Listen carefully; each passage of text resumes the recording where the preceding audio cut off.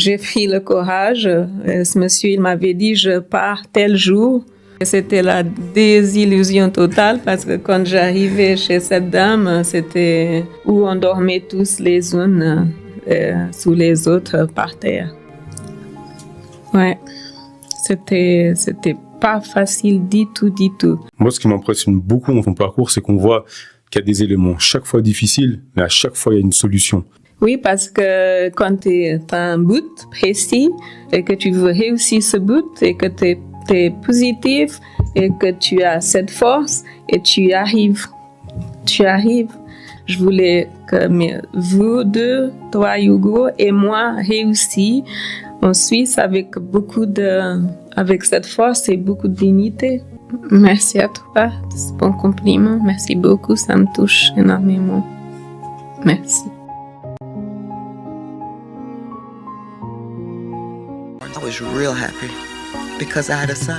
Bonjour à tous, bienvenue dans la Linton Mindset, cette chaîne où on transforme les défis en force, les freins en ailes et les blessures en lumière à travers des faits et des récits de vie vécus. Ne dit-on pas que derrière chaque homme se cache une grande femme ? Aujourd'hui, j'ai décidé donc d'inviter ma maman pour ce podcast qui pour moi a un parcours extrêmement inspirant. Mais surtout, ce podcast, c'est pour rendre hommage aux mères seules, ces femmes qui agissent dans l'ombre et qui malheureusement on ne voit pas assez et qu'on ne donne pas assez la parole. Avant de parler de ton parcours, comment tu te sens là ? Oui, je me sens bien, je me sens un peu stressant parce que c'est pas facile de parler devant la caméra, de parler de soi devant son fils. Alors c'est vraiment important donc que tu partages réellement ce que tu sens de partager. C'est hyper libre. Et ce qui est super important, c'est que c'est toi, en fait, qui as l'œuvre dans ce podcast. Donc voilà, maman, t'es née en 1964 au Cap-Vert. Et à partir de là, est-ce que tu peux nous raconter un petit peu ta vie ? Donc, c'est-à-dire la première étape. Quand est-ce que tu es partie du Cap-Vert et pour quelles raisons ? Je suis partie du Cap-Vert en 1984 pour le Portugal.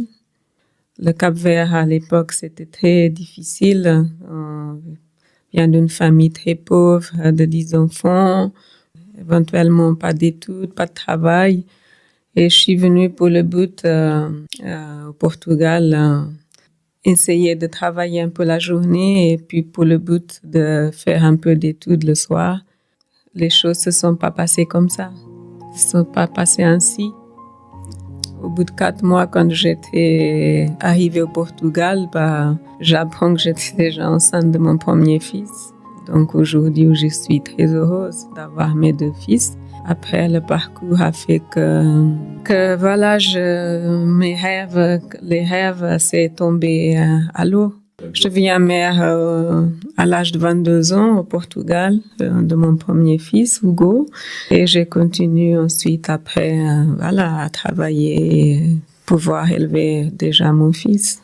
Et qu'est-ce qui était à ce moment-là pour toi le plus compliqué ? C'était plutôt le manque d'argent, plutôt les responsabilités ? La responsabilité parce que j'étais trop jeune et aussi financièrement. Je profite de saluer donc mon frère Tantémé. C'est quelqu'un qui est très important, c'est un pilier en fait de notre famille. Donc Hugo, il naît. Qu'est-ce qui s'est passé ensuite en fait ? Ensuite, j'ai continué donc à travailler et puis après, au bout d'un certain temps, j'avais connu quelqu'un donc qui est ton papa et encore au boulot, je suis tombée enceinte et puis voilà quoi.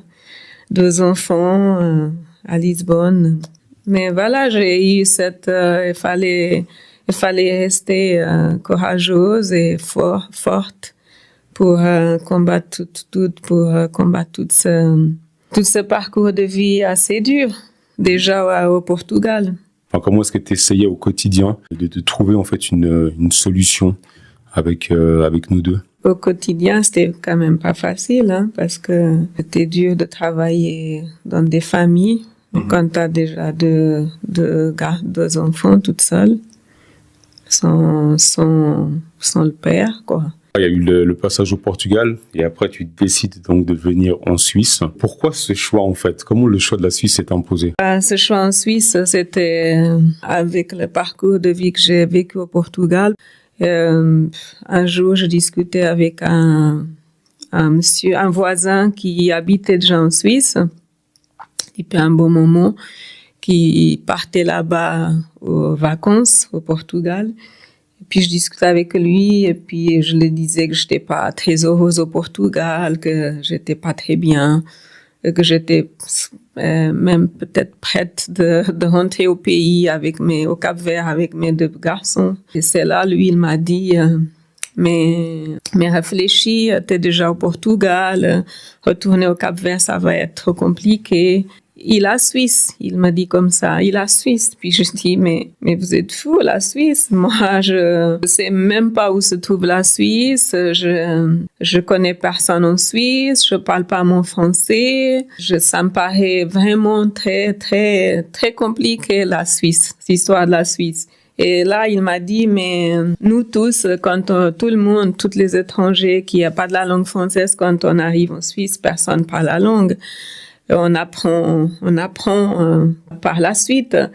Et puis je lui dis oui, mais je vais dormir où, étant donné que je connais personne. Et c'est là où il m'a parlé d'une dame capverdienne qui habite en Suisse déjà depuis très très longtemps, qui recevrait des gens chez elle. Par la suite, cette dame aidait ces personnes à trouver du travail et puis après tu payais une commission. J'ai pris le courage. Ce monsieur, il m'avait dit, je pars tel jour.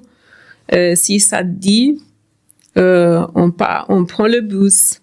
Et j'ai pris ce courage et de prendre ce bus avec ce monsieur, c'était très, très difficile parce que c'était un bus qui durait très longtemps. Il me semble à l'époque, il durait 3 jours, ce bus. J'ai arrivé ici en Suisse, donc ça c'était en 89. Arrivé en Suisse et puis ce monsieur me dépose chez la dame et puis et c'était la désillusion totale parce que quand j'arrivais chez cette dame, c'était 2 petites pièces et donc où étonnamment sa chambre à coucher, elle dormait même pas dedans parce que c'était rempli de chenilles et elle avait son petit divan au salon. Elle avait son divan où elle dormait et on était plusieurs nationalités, Cap-Vert, même des Chinois, des Indiens, plusieurs nationalités, hommes et femmes chez elle, où on dormait tous les unes sous les autres par terre. Et là, je me suis dit, oulala, c'est pas ça la Suisse, c'est pas ça l'image que les gens parlent de la Suisse. J'ai dit comment je vais faire. Et puis, chez cette dame, il y avait un problème d'hygiène, étant donné qu'on était pas mal de personnes. Moi, un jour, qu'est-ce que j'ai fait? Je me sentais vraiment pas bien à propos de cette hygiène chez cette personne. Un jour, ce que j'ai laissé tout le monde partir. J'ai commencé à tout nettoyer partout. Dès les rentrées du travail, elle a demandé les personnes à notre langue, donc ça te dit en créole, si elle était chez elle, si elle s'était pas trompée d'appartement. Et moi, je me suis excusée, je l'ai dit, je suis désolée, j'ai pris la permission de nettoyer parce que l'hygiène pour moi c'est très important. Du coup, elle était toute heureuse parce qu'elle avait dit depuis tout ce monde qu'elle recevait chez elle, jamais personne n'avait nettoyé sa maison comme ça, son petit appartement comme ça. Comme on devrait chacun payer sa nourriture. Et là, elle m'a dit, mais toi, t'es vraiment spécial, vraiment, merci 1000 fois, étant donné que t'as pas d'argent et que t'as tes 2 petits garçons au Portugal. Et toi, c'est moi qui achète à manger pour toi et moi. Puis du coup, j'étais toute heureuse qu'elle me donnait à manger parce que j'avais pas d'argent non plus, j'avais pas un rond. En même temps, tu nettoyais quand même. Donc du coup, et puis en plus, tu nettoies tellement bien que je m'en souviens, le ménage, etc. Quand moi je nettoyais, tu passais le petit doigt comme ça, tu disais mais Linton, il y a encore de la poussière là. Qu'est-ce qui te motivait en fait à tenir, à continuer, à persévérer là-dedans? Émotionnellement, c'était dur, mais en même temps, il fallait trouver cette force cette courage. Dans notre pays, c'est ce qu'on apprend. On est pauvre, on n'a rien, mais il faut être forte, il faut aller de l'avance parce que si tu le fais pas, personne va le faire pour toi. Et moi, étant donné que j'avais mes deux garçons au Portugal, que je suis venue en Suisse trouver une vie meilleure pour pouvoir après ramener mes fils en Suisse avec moi, je me suis dit, tu dois le faire. Ça va être dur, ça va pas être facile, mais il faut le faire. Tu dois le faire, tu es capable, tu peux. Même si c'était très très dur. Ouais. C'était pas facile du tout.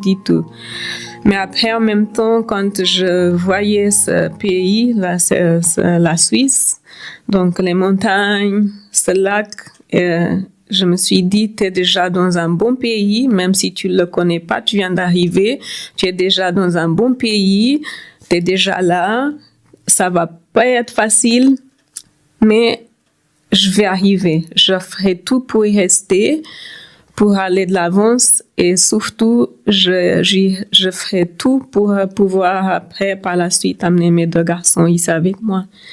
Et puis voilà, le chemin, le parcours a commencé, j'ai une copine qui m'a trouvé déjà un petit job comme jeune fille au père à l'époque, donc après Vassy-Virier, petite bled où il y avait rien du tout à l'époque, en 89, je dis waouh, c'est parfait pour moi.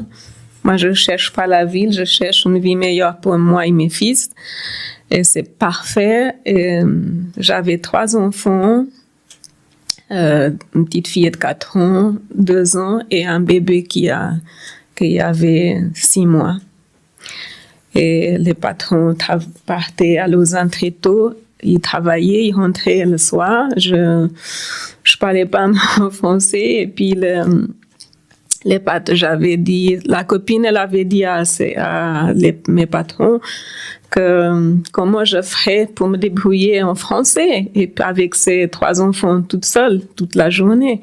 La maman ma patronne en question, elle avait dit à ma copine, ma maman travaille avec une Portugaise, elle parle portugais parfaitement. Dès que les enfants leur demandent quelque chose, elle comprend pas, elle a le téléphone 7/7 en disposition pour appeler à cette dame. Et c'est ce que j'ai fait.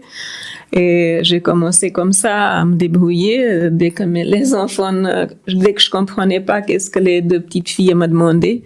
Et je prenais le téléphone et puis parce que je me disais, ça doit être là. Je sais que ça doit être là, mais je sais pas qu'est-ce que c'est.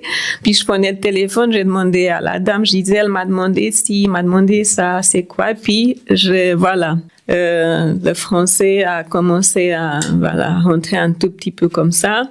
Et puis avec la télévision et aussi avec les enfants et parce que c'était absolument nécessaire que je me dépêchais pour déjà apprendre à parler le français pour trouver du travail voir si je trouvais quelqu'un qui me faisait un contrat déjà un permis mais c'était pas facile du tout parce que je savais pas que c'était compliqué.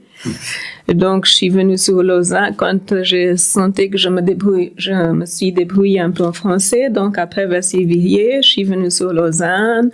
J'ai commencé à travailler un peu partout, dans le ménage, un peu partout. Et les bateaux de CGN. Et puis, j'ai commencé sur le bateau La Suisse. Pour commencer, quand j'avais terminé de travailler sur le bateau sur la Suisse, j'ai habité un peu à Avenue de Morges chez quelqu'un qui me logeait.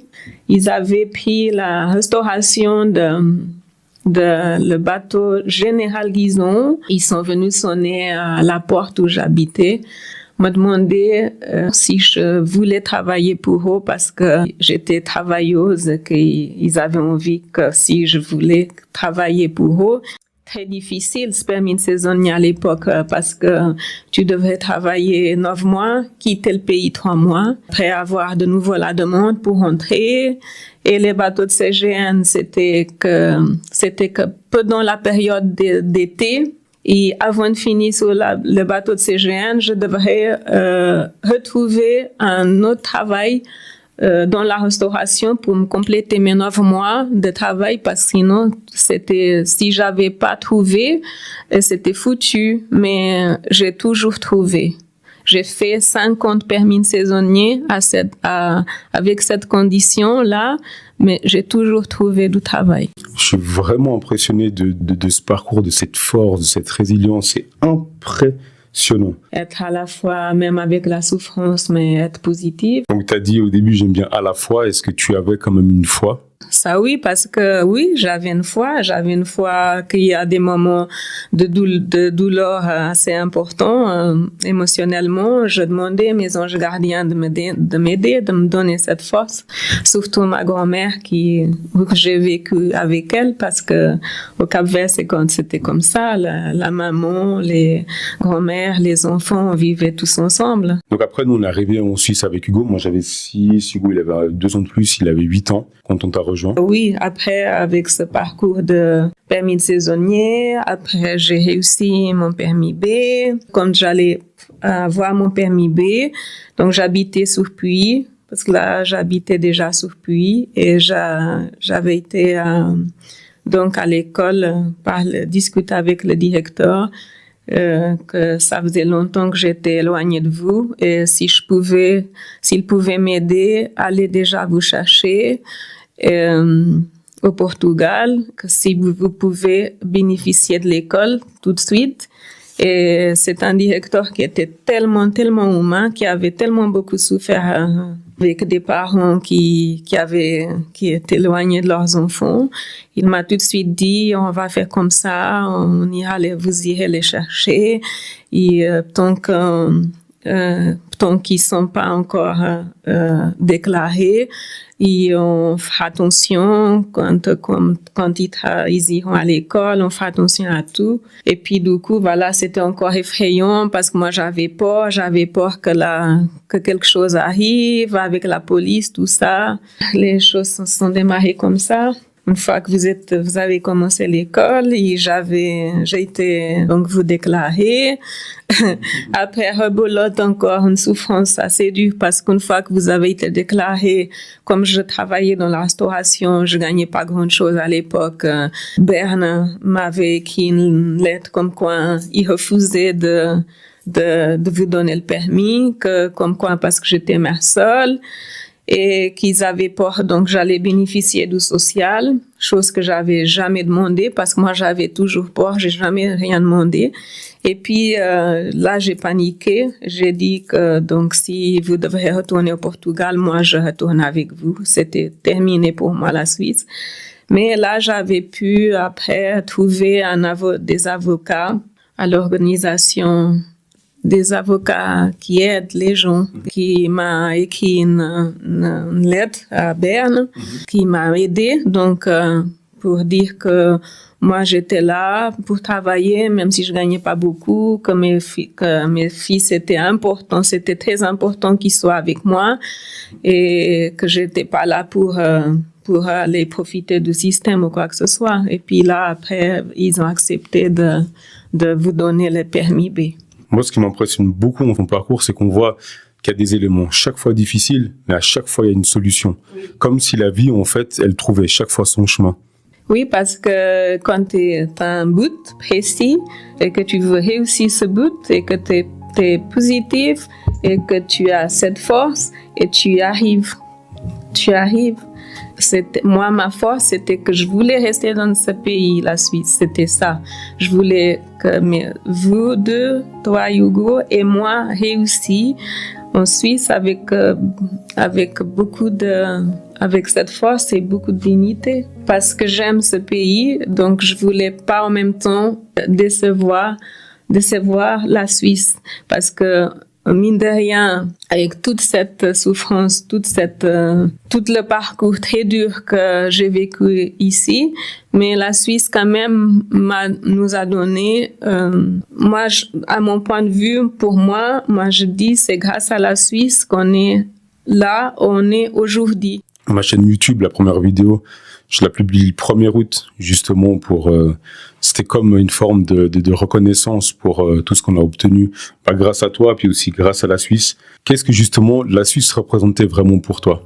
Moi, la Suisse représente pour moi, c'est un pays de corps pour moi. Moi, la Suisse, c'est mon pays de corps. D'ailleurs, on dit toujours, c'est pas la Suisse qui vient nous chercher, c'est nous qui venons en Suisse. Et justement, moi, je suis venue en Suisse et je me suis intégrée parce que c'était important pour moi. Je me suis adaptée ici parce que c'était très important pour moi. Aujourd'hui, je me sens en Suisse, c'est mon pays de corps. C'est pas mon pays natal, mais c'est mon pays de corps, la Suisse. T'avais très à cœur, en fait, pour toi, c'était pas simplement, donc, aller à l'école, donc, payer ses factures, etc. L'intégration passait par vraiment la fréquentation, d'être vraiment immergé, en fait, dans la société suisse. D'ailleurs, on a eu des amis à la montagne, des Suisses chez qui on allait, etc. On était vraiment dans la culture en Suisse. On a eu de la chance d'avoir rencontré, de créer nos amis magnifiques, des Suisses très sympathiques, notamment justement, oui, Pierre et Gilberte, qui, quand vous étiez encore petit, que je travaillais dans la restauration, qui habitent à la montagne, qui vous prenait de temps en temps le week-end, donc je travaillais. Cette intégration, c'était important pour moi d'être intégrée avec des gens d'ici, des Suisses, parce que je suis sûre que si j'étais restée dans mon petit coin avec des gens de mon pays, je suis sûre que jamais je me serais intégrée en Suisse. Et ça, je voulais pas ça. Donc, mon but, c'était vraiment d'intégrer en Suisse. Ton rôle vraiment d'être venu en Suisse, s'il y a une chose que tu devais dire, ce serait quoi la plus importante de toutes? La plus importante pour moi, justement, c'est la fois quand j'ai su que j'allais vous chercher pour venir vivre avec moi en Suisse. Mon rôle le plus important de venir ici, c'était justement pour trouver cette vie meilleure pour nous trois. C'était primordial, c'était ça. C'est pour ça que je me suis dit, c'est douloureux, mais tu peux le faire pour tes fils, pour mes fils. Et quand on était petit, je me rappelle, t'avais le passeport capverdien. Des fois, on allait au Luxembourg, on passe par la France, contrôle, retour en arrière. Tu étais une personne qui lâche pas, qui a une tête dure, qui fonce taureau. Tu passes par l'Allemagne, la même chose, retour en arrière. Et en 2007, en fait, tu te naturalises et tu as le passeport suisse. Il y a eu donc ces 50 permis de saisonnier, après les permis B, après le permis C. En 2007, paf, je me suis dit, maintenant, c'est le moment, mes fils et moi, on va passer l'examen pour devenir suisse de papier. Et aujourd'hui, où je suis très, très, très fière de moi et de ce pays. Je suis très, très heureuse, très contente. Ce passeport suisse, pour moi, c'est encore plus qu'une pièce d'or pour moi. Je me rappelle même quand t'avais obtenu donc ta naturalisation, on t'avait offert un gâteau avec un passeport en pâte de sucre. C'était drôle. J'avais trouvé ça marrant. Et puis là, maintenant, quelles sont tes valeurs qui t'ont toujours guidé? Les valeurs les plus fondamentales? Moi, je dirais, c'est de l'honnêteté. Être honnête, déjà l'honnêteté vis-à-vis de soi-même et donc vis-à-vis de la vie quotidienne. Oui, moi je dirais que c'est une grande valeur déjà. Être honnête, travailleur aussi, toujours travailler parce que c'est l'éducation que moi j'ai reçue quand j'étais petite. Travailler. Parce que si tu le fais pas, qui va le faire pour toi? Travailler honnêtement. Moi, je trouve que ça, c'est une valeur très, très riche. Et quand tu regardes donc tout ce magnifique parcours aujourd'hui, que dirais-tu? Si tu regardes en arrière, t'es là maintenant, qu'est-ce que tu dirais? Aujourd'hui, j'ai pas envie de regarder en arrière. Aujourd'hui, j'ai envie de regarder de l'avance parce que je trouve que c'est un parcours qui a été en même temps douloureux, mais en même temps extraordinaire, mon parcours. Et ce parcours d'avant, je veux le laisser derrière. Maintenant, je veux aller de l'avance, regarder devant et tout ce que j'ai pu construire ici en Suisse et aussi toi et Hugo, tout ce que vous avez aussi pu construire ici. Et moi, pour ça, c'est une sacrée richesse pour moi. C'est très beau. Donc maintenant, pour moi, c'est juste magnifique. Parfois, il peut y avoir un ouragan, etc., qui peut tout décimer. Et la nature, qu'est-ce qu'elle fait? Elle regarde vers l'avant. Elle a un terrain fertile pour reconstruire. Elle regarde pas en arrière. Elle regarde vers l'avant, puis elle reconstruit. Magnifique. Tu parles français, tu as le passeport suisse. Et dernièrement, on discutait et tu disais que pour toi, au niveau, donc tu prends ta retraite, donc 4 mois, c'est ça? 4-5 mois. Qu'est-ce qui est important pour toi à la retraite? J'aime toujours mon travail. Aujourd'hui, on vit dans un monde de stress. Donc maintenant, je veux prendre une retraite anticipée à 62 ans pour pouvoir profiter pendant que je suis encore un petit peu en bonne santé. Parce que un peu en bonne santé, parce que la vie, on ne sait pas qu'est-ce que la vie nous réserve. Profiter aussi un peu de ma famille, profiter un peu de bouger, un peu voyager, la marche, parce que comme on adore marcher, profiter de ces belles choses à l'avenir, si Dieu le veut, parce qu'on ne sait pas ce que la vie nous réserve. Et si tu pouvais aujourd'hui parler à une mère seule qui arrive en Suisse, qui est immigrée, que lui dirais-tu? Moi, je dirais que c'est clair que chacune a des parcours différents, des croyances différentes. Mais s'il y a une chose que je pourrais dire, c'est de les encourager, aller de l'avant, et si je peux encourager quelqu'un, une mère seule qui est là, qui a son famille, son personne, je pourrais lui dire courage, allez de l'avant, tu verras, courage, tu verras, ça va aller, tu peux le faire. Tu as été la preuve vivante qu'on peut vraiment tout réussir, quoi. Ouais, et puis pas hésiter de demander de l'aide. Quand je dis de l'aide, je dirais pas de l'aide, pas forcément de l'aide financière, mais si on peut demander de l'aide aux personnes concernées, aux personnes que tu sais qui va t'apporter du soutien positif, de la bonne lumière positive. Il faut pas hésiter d'aller demander. Parce que moi, je crois aussi, ça m'a sauvé un peu la vie, c'est que moi, j'ai pas hésité donc d'aller vers les gens, mais les bonnes personnes. Des bonnes personnes qui m'ont aidé justement à la fois me soulager un petit peu toutes les angoisses, le stress, parce que c'est pas facile. Et je pense que j'ai frappé aussi à des bonnes portes. Et même au niveau aussi, tout ce que j'ai fait comme parcours, comme travail, j'ai eu toujours la chance de tomber sur des patrons très gentils, des belles personnes, même des certains patrons que j'ai quittés, qui, si je pouvais retourner, c'était aussi volontiers. Voilà, toutes ces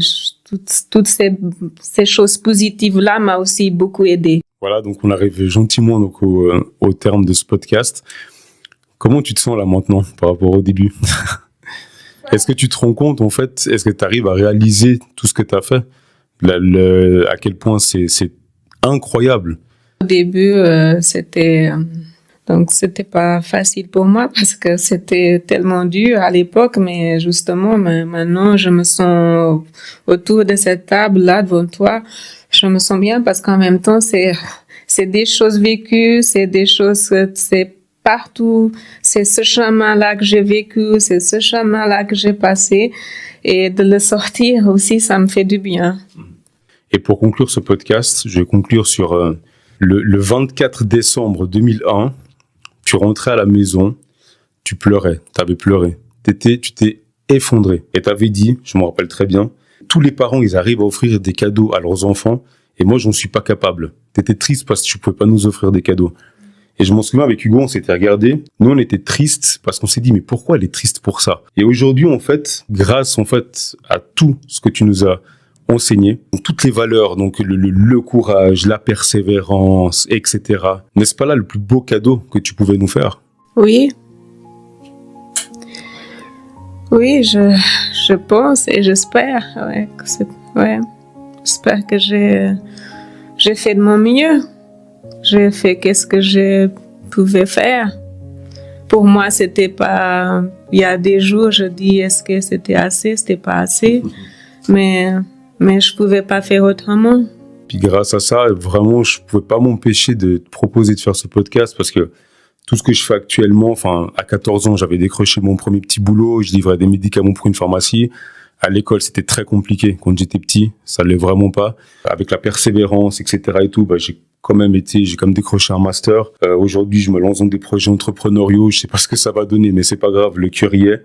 Et puis, je reprends une phrase de Lao Tse qui dit, donnant un poisson à un homme, il mangera un jour. Apprends-lui à pêcher et il mangera toute sa vie. Et toi, tu nous as appris à pêcher et très bien. Merci, maman. Merci à toi de ce bon compliment. Merci beaucoup, ça me touche énormément. Merci.